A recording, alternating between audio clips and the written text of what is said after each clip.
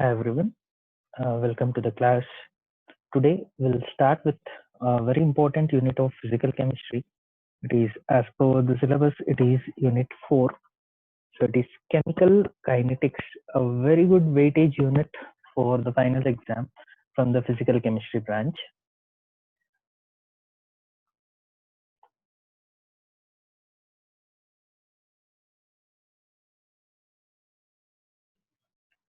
Now, before going to the introduction for the unit, we'll try to observe the weightage of the unit in brief.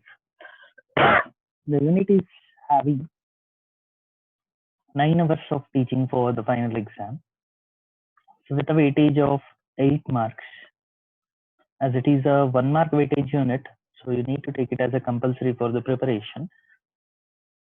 So the partition of the question is there will be one 1 mark question and there will be one 2 mark question in the part B, and there will be a long question of physical chemistry branch, so 5 mark. So total it will be 8 mark altogether. So as it is a 1 mark weightage, so the unit preparation should be taken as a compulsory preparation. The concepts are simple. So it's a numerical based unit. So either for 1 mark or 2 mark or 3 mark numerical problems you may get in the unit. So you need to recall with the usage of logarithm, anti-logarithm, what you learned. So maybe numerical classes may take time. So before that, so if you recall all those fundamentals what we learned in the first PUC, so will be helpful for you to follow the problem oriented classes. So with this basic overview of the unit, so we'll start with the introduction of the unit. Now, if you take any chemical reaction,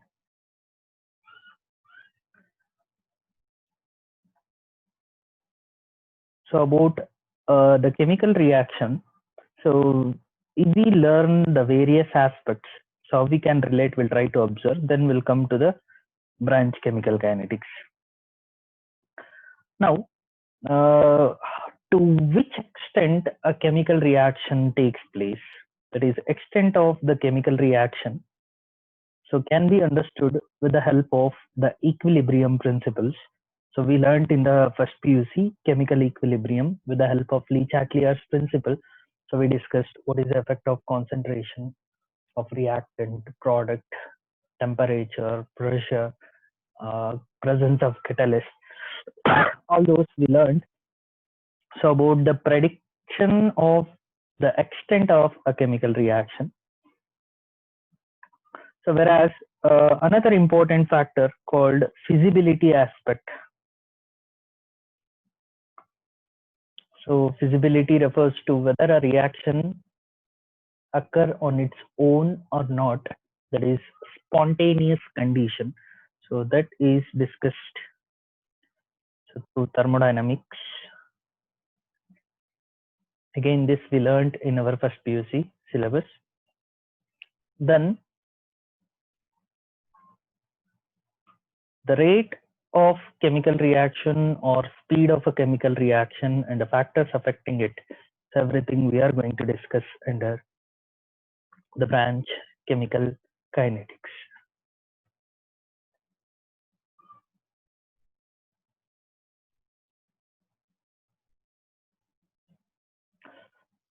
So you can just recall. So from equilibrium principles, what we learned from first PUC and the thermodynamic aspects learned from first PUC.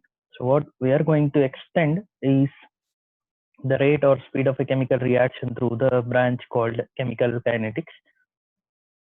So both we learned this in the first PUC syllabus. So you can just recall the concepts. So just to conclude the feasibility aspect, as thermodynamic conditions are determining the spontaneity of a chemical reaction. It is whether a reaction occur on its own or not. It's from the Gibbs-Helmholtz equation, where for a given reaction delta G is less than 0, it is negative, and the reaction is said to be spontaneous. Such reactions occur on its own. Whereas we are going to discuss In the branch chemical kinetics, what is the rate or speed of a chemical reaction? So this leads to our branch. So hence, so with this basic overview, so we'll try to learn what is the branch chemical kinetics deals with. So chemical kinetics is the branch of chemistry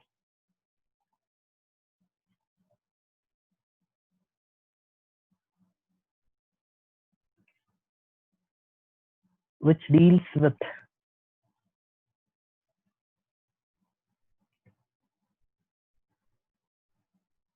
the rate of a chemical reaction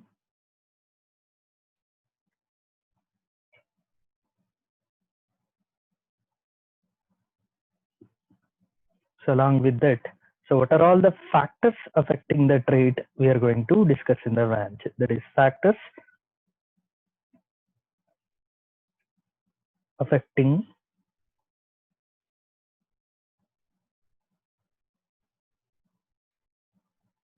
the rate of a chemical reaction. So it's very simple if you look with the definition of the branch, but it's having a more scope in understanding this.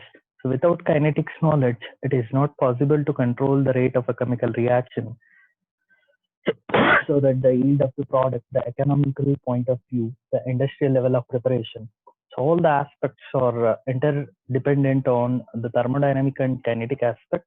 So kinetic factors decides more in deciding the economic point of view, the preparation of compounds.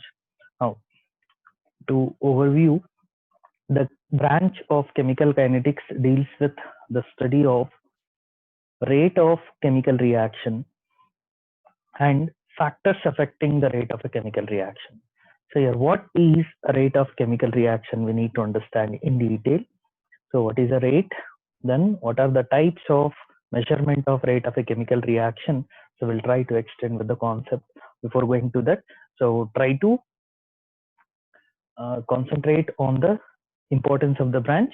So chemical kinetics is a branch of chemistry which deals with the study of the rate of a chemical reaction and factors affecting the rate of a chemical reaction. Now, what is rate or speed or velocity of a chemical reaction?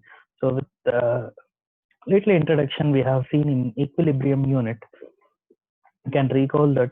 So we'll try to focus in detail now in the present class.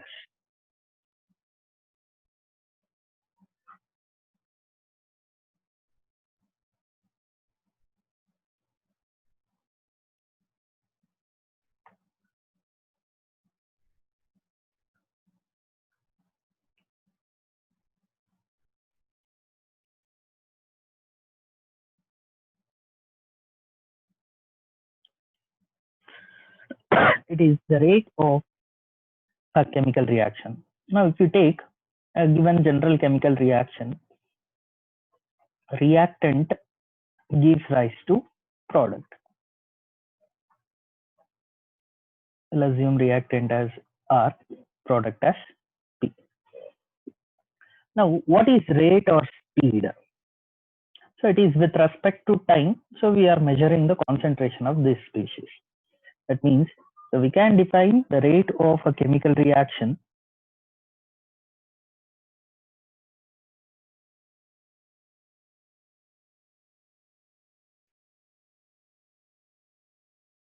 as change in concentration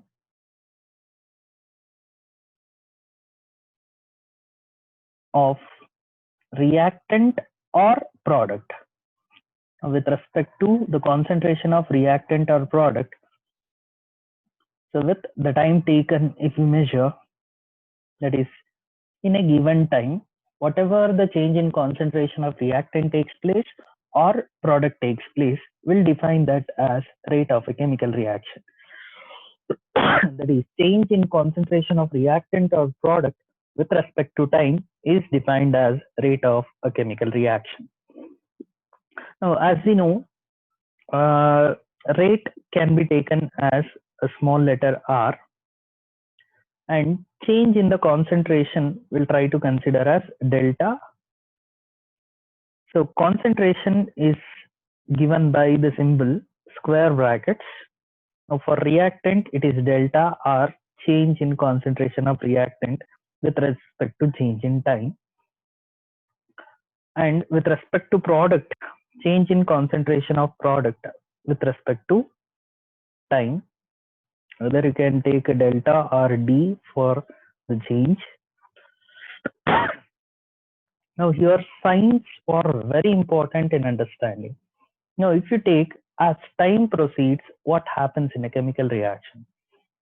Reactant concentration goes on decreases, whereas the product concentration goes on increases as time proceeds. Hence, to indicate that so rate of a chemical reaction is always negative, so with respect to reactant, this is because concentration of reactant always decreases as time proceeds.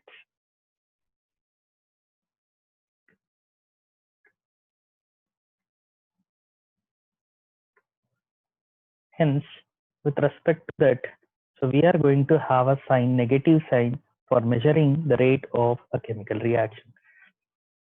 Whereas if we take a product, so the definition of rate of product is with a positive sign plus. So it is because concentration of products always increases. So in the beginning, products will be nil, but as time proceeds, reactants are getting converted into product. So hence concentration of products increases as time proceeds. So this is the basic definition of rate with respect to the components either for reactant or product. So you can define the rate of a chemical reaction either in terms of reactants or in terms of product. If you are defining in terms of reactant, you should know there should be a negative sign because the concentration of reactant decreases as time proceeds. Whereas for products, it is with positive sign because as time proceeds, product concentration goes on increases. Now together, you can mention the rate of a chemical reaction as R is equal to plus R minus. So we'll take dC by dt, where D or delta represent the change, C represents the concentration. If it is plus, will be product. If it is negative, will be reactant. Now, by knowing the definition of rate, so we'll try to learn what is the unit of rate. Just measure. So concentration is taken in solution in the form of mole per liter or mole per decimeter cube. So concentration is measured in mole per liter or mole per decimeter cube, and as a unit of time, it is second. Hence, the unit of rate is mole per liter per second or mole per decimeter cube per second. So this is how the rate of a chemical reaction and its unit can be related. So just to have a revision again, so we'll concentrate. So as time proceeds, reactants are giving rise to products. So during that time, if we define the rate, so rate of any given chemical reaction can be defined as change in concentration of either reactant or product with respect to time. So if we take delta as a symbol for change, square bracket to mention the concentration, T for time, R and P for reactant and product. So we can define the rate for the reactant as minus delta R by delta T, where delta R is the change in concentration of reactant, delta T is change with respect to time. Similarly, rate of a chemical reaction is equal to plus delta P by delta T, where delta P represents change in concentration of product divided by delta T represent change with respect to time. By considering both reactant and product, rate equation can be given as R is equal to plus or minus dC by dt, where dC represents change in the concentration of either reactant or product. dt represent change with respect to time. So plus if it is for product, if it is given with negative sign, so it indicates rate is measured with respect to reactant. So if we observe the unit of rate of a chemical reaction, so with the equation, if we relate, in the numerator we have concentration. Concentration is always taken in mole per liter or mole per decimeter cube, and the time is measured in the unit second. Hence, the SI unit of the rate of a chemical reaction is mole per liter per second or mole per decimeter cube per second. So whatever the concentration, if it is given like this, so it indicates 1 molar concentration. 1 molar refers to 1 mole per liter. Like this, we'll try to understand the knowledge of knowing the concentration and relating that in the calculation is very, very important. So try to focus very clearly. Don't get confused. So as these are the very fundamental concepts, so it is very important to relate in a clear way.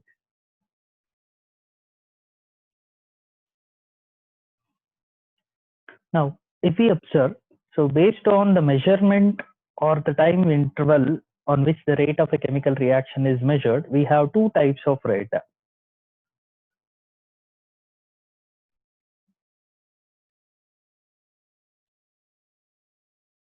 Based on the time interval in which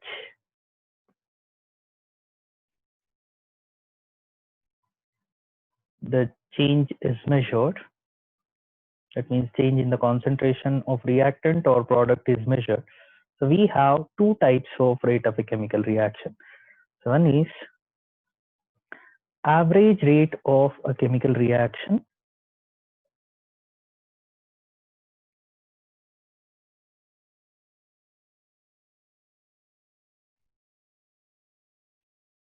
and the second one, so which is indicated by RAB, and the second type, instantaneous rate of a chemical reaction.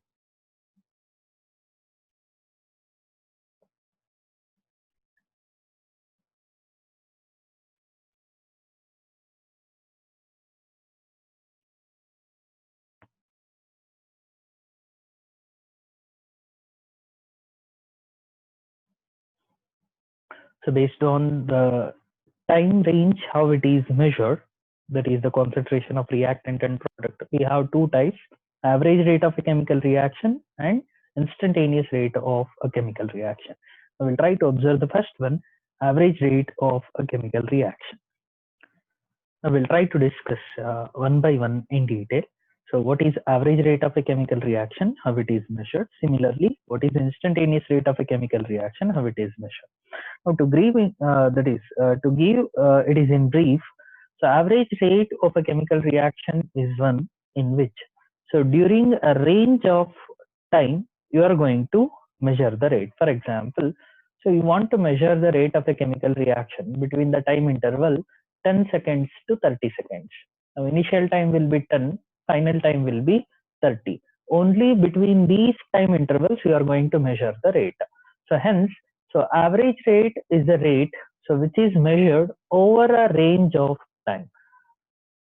So whatever 10 and 30 seconds I have told, it is just as an example. You can take like that in any way. Similarly, instantaneous rate of a chemical reaction is the one in which at a given time you are measuring the rate. That is, for example, if you want to measure the rate of reaction at 10 seconds exactly or 30 seconds exactly, so at that particular point of time you are going to measure the rate. Such a measurement is called instantaneous. So where at a given time you are going to measure. So average rate is the one. So during the range of time you are going to measure the rate.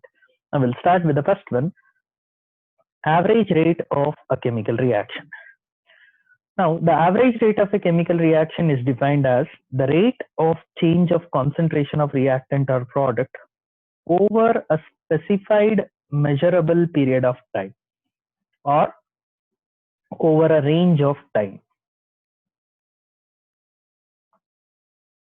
So during that particular range of time, so whatever the measured rate with respect to concentration of reactant and product is called as average rate. Now to understand this, so we'll consider a equation R gives rise to P. So consider the concentration of reactant at time T1 and T2, where T2 time is greater than T1. So concentration of reactant at T1 as R1 and concentration at T2 as R2. So at time interval T1, so we'll take the concentration of reactant as R1, and at time T2, so we'll take the concentration of reactant as R2. So similarly, so at time T1, so we'll consider the product concentration as P1 and the concentration of product at time T2 as P2. Now, by observing the definition of rate of disappearance of reactant R will be given as decrease in the concentration of reactant divided by time taken. As we know, concentration of reactant decreases as time proceeds. Now here negative sign is taken to make the conventional sign for the reactant as reaction as positive. So that significance of negative and positive we learned earlier itself. Now just focus. Now decrease in concentration of reactant can be measured by, so reactant concentration at final time T2 and reactant concentration at initial time T1. Hence R2 minus R1 divided by time taken is T2 minus T1. So that is given as delta R. So final reactant concentration minus initial reactant concentration. Delta T, so T2 minus T1, as negative sign is taken to make the conventional sign as a positive. Similarly, if you measure for products, so rate of appearance of product is increase in the concentration of P divided by time taken. So P2 minus P1, that is change in product concentration, divided by time taken T2 minus T1, delta P by delta T. Now for product, the sign will be positive. Now hence average rate of a chemical reaction, so with respect to reactant is minus dr or delta R by delta T. If it is for product, plus delta P divided by delta T. Now how it is measured, so we'll observe with a simple graphical illustration. So we'll take concentration of reactant on y coordinate and a time on x coordinate. Now assume this is the initial concentration of reactant. So this particular point, so will indicate the initial concentration of reactant.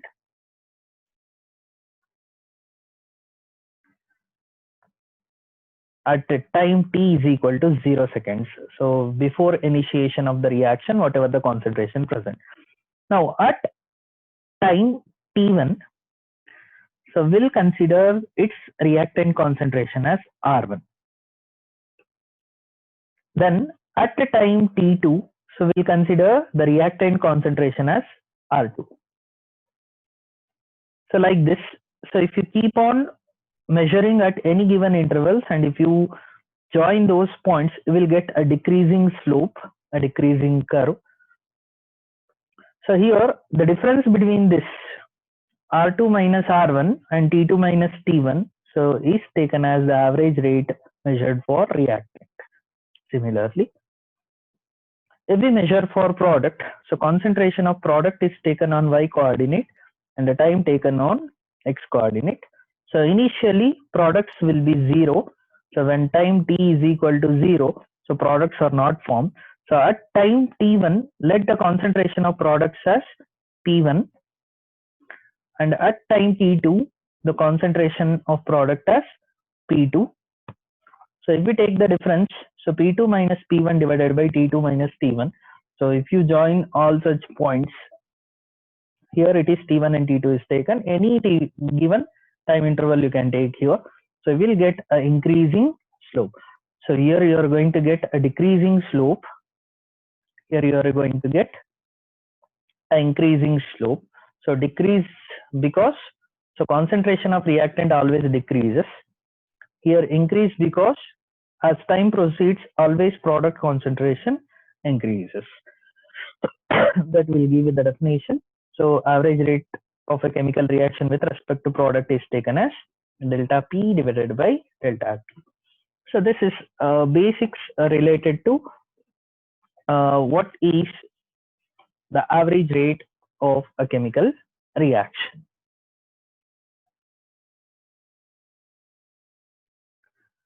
I will try to learn similarly instantaneous rate of a chemical reaction.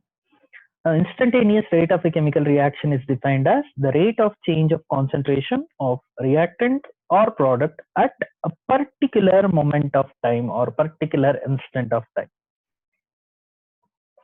Particular moment of time or particular instant of time, whatever the measured rate is there, it is called as instantaneous rate. Now to understand this, we'll consider a reaction. A gives rise to B, where A is the reactant, B is the product. The instantaneous rate of a reaction at any particular point of time, say a time t, is equal to the slope of the tangent, which is very important here, at that particular time interval. So for the rate graph, what you are getting, so the curve what you are going to get either for reactant or product concentration change at all the time interval, you plot it first. Then at a given time interval, you try to take a tangent for it. And for the tangent, if we find the slope, so tangent at that particular time for the concentration time graph, if we plot, that is if we take, and the slope will give the rate. So that is how we'll try to measure or we'll observe with graphical representation. Now assume this is a time, there is concentration versus time graph for the reactant. So reactant concentration taken on y coordinate, time on x coordinate.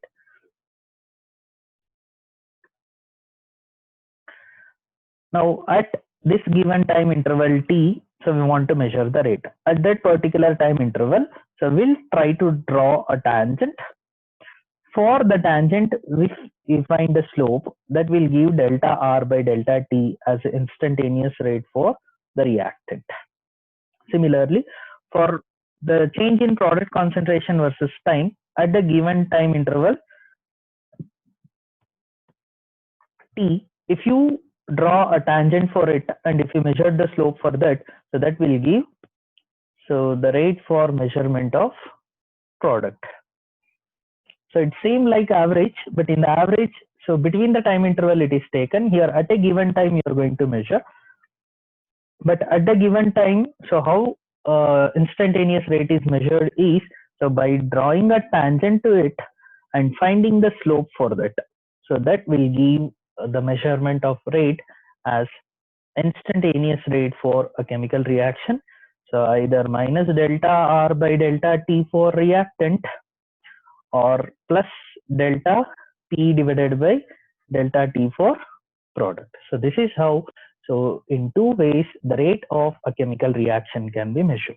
So we'll try to observe so next topics in our next class. Thank you. So we'll continue in the next class.